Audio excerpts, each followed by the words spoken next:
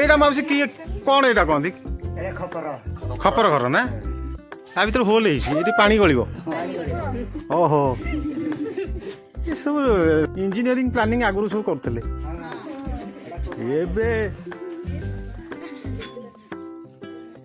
थाक थाक थाक थी अच्छी पानी भीतर टोटाल गलियार ना हाँ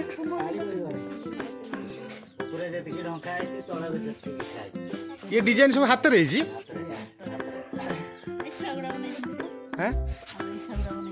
को पिला किए कर ये आगुर आठ फाट कर हाँ आठ फाट कर ना ना एत सुंदर डिजाइन की कर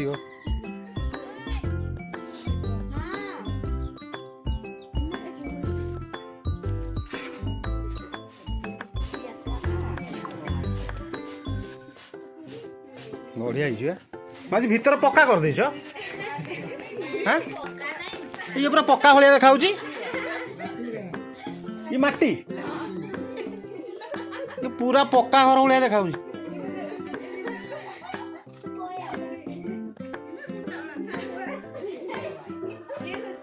कि सुंदर घर कर भितर एगुड़ा रोषे घर सेपटे एटा बेडरूम आ पूरा पक्का जमी है आम पक्का पिंडा एमती गोटे थी आगुरी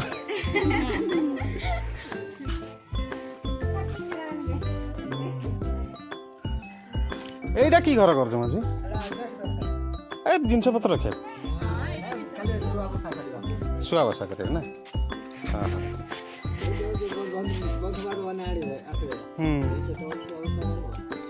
छण गुड़ा रही आप कि कुटा भाड़ी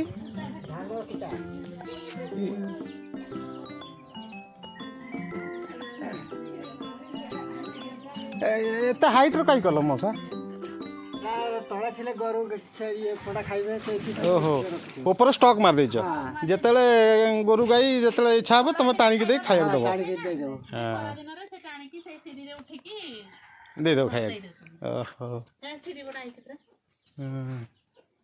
धान फान हेले खला एटा धान अमल बेले टाइम दो काम दबो ना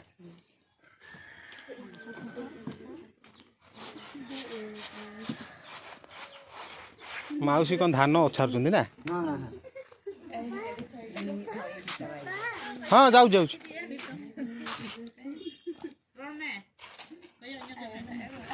देखु कि घर देखिल कि डिजाइन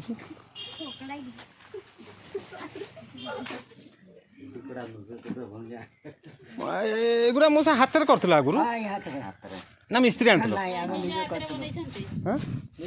निजे हाथ निजे चढ़ी एमती छाच अच्छी देखला देखला कि देखू ना आम टोटाल जानू ना ये सब जिन देखा दरकार ये सब धान रही स्टॉक ना मौसा ओहो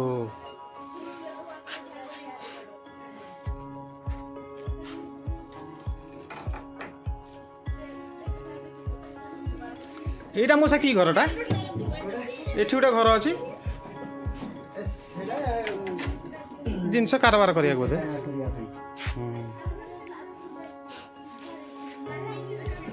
देखला देखला ये खपर तैयारी हुए ओहो देखिल अरे जो आधे कौन माटी ना सीमेंट ना कौन माटी पूरा माटी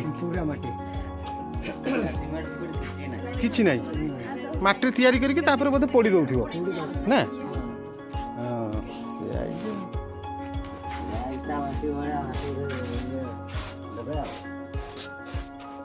पूरा पालिश पिंडा गुड़ा देखो पूरा पालिश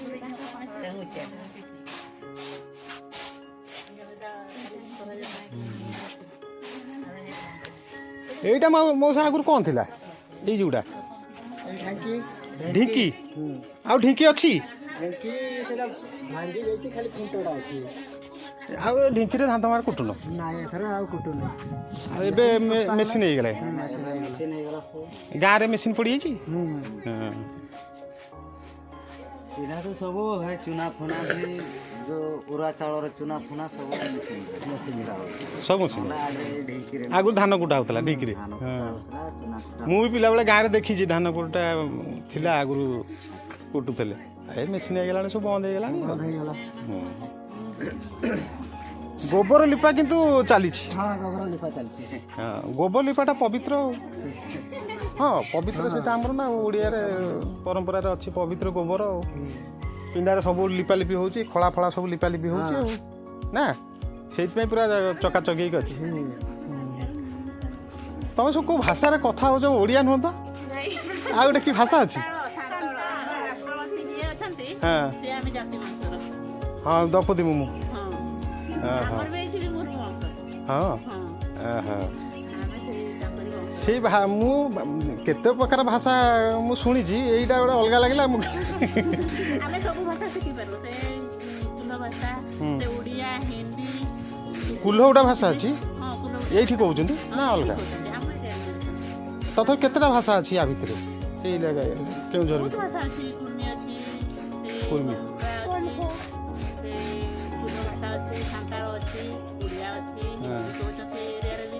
ତମେ କେତେଟା ଭାଷା ଶିଖିଛ ନିହାତି କହିପାରିବ? ଖଣ୍ଡା ଭାଷା ଅଲଗା, ଆମେ ଭାଷା ବହୁତ ଶିଖିଛୁ, ସେ କୁଲ ଭାଷା କିଛି ଶିଖିଛୁ। ଆମେ ତ ସେମିତି କ୍ଲିୟର ଅଲଗା ଭାଷା ଗୁଡାକ କହିପାରିବୁନି, ହିନ୍ଦୀ ବି କିଛି ଶିଖିଛୁ, ଓଡ଼ିଆଟା କ୍ଲିୟର କହିପାରିବୁ। ଓଡ଼ିଆଟା କହିପାରିବ? ଓଡ଼ିଆଟା କ୍ଲିୟର, ଆଉ ସାନ୍ତାଳ ଭାଷାଟା କ୍ଲିୟର। ତମର ତ ସାନ୍ତାଳ ଭାଷା ମୂଳରୁ ଅଛି ଆଉ ପିଲାଦିନୁ ଆଉ ନା? ଜନ୍ମ ସେଇଟା ଜନ୍ମ ମାତୃଭାଷା ଆଉ। ଆଉ ଓଡ଼ିଆରେ ତ ଆମେ ସ୍କୁଲ ଗଲା ପରେ ସେ ସ୍କୁଲରେ ଓଡ଼ିଆ ଶିଖିଲେ, ଆଉ ଇଂଲିଶ ବି ସେଇ କିଛି ସେ ସ୍କୁଲରେ ଯାହା ଓଡ଼ିଆ କେବଳ ସ୍କୁଲରେ ହିଁ ଶିଖିଲ ନା? ଏଠି ଓଡ଼ିଆ କଥାବାର୍ତ୍ତା ହୁଅନ୍ତି ବେଶୀ? ଏଇ ଏରିଆରେ ବି ଓଡ଼ିଆରେ କଥାବାର୍ତ୍ତା ହୁଅନ୍ତି? ଓଡ଼ିଆ ଲୋକ ଅଛନ୍ତି ନା, ତାପରେ ଗାଁ ଗାଁ ସ୍କୁଲ ଅଛି ବି, ଯିବା ଆସିବା କରୁଛନ୍ତି। ଛୁଆମାନେ ବି କଥା ଶିଖିଲା ମାନେ ସେମାନେ ଓଡ଼ିଆ କହିପାରୁଛନ୍ତି, ଛୁଆମାନେ ସବୁ କହୁଛନ୍ତି? ଛୁଆମାନେ ବି କହିପାରୁଛନ୍ତି। ଯାହା ହଉ। ସବୁ ପଢ଼ାପଢ଼ି କରୁଛ ପିଲା? ହେଁ ଆଉ ଖେଳରେ ପଢ଼ାପଢ଼ି ଚାଲିଛି ଖାଲି? ଆଉ ସିଏ ପଢୁଛନ୍ତି ଘଟଗାଁ କଲେଜରେ, ତାଙ୍କର ଦି ଭଉଣୀ, ଆଉ ସିଏ ପଢୁଛି ସେ ବାରିପଦାରେ। ହଁ ଇଏ ସେ ବାରିପଦାରେ ପଢୁଥିଲା, ଏବେ ଛାଡ଼ି ଦେଇଛି। ଘଟଗାଁ କଲେଜ କ'ଣ ଏଠି ଯିବା ଆସିବା କରିଥିବ ବୋଧେ? ନା ବସ୍ ମେସ୍ କରି ଯାଉଛ? ହଁ ଦୂର ହେବନି, କେତେ ବାଟ ହବ? ଡେଲି ଆଉ ପିଲା ଲୋକ ଏତେ ବାଟ ଯିବା ଆସିବା କରିପାରିବି? ଯାହା ଭଲ ନା, ଘର ତ ଦେଖି ମୋତେ ଖୁସି ଲାଗିଲା ଆଉ।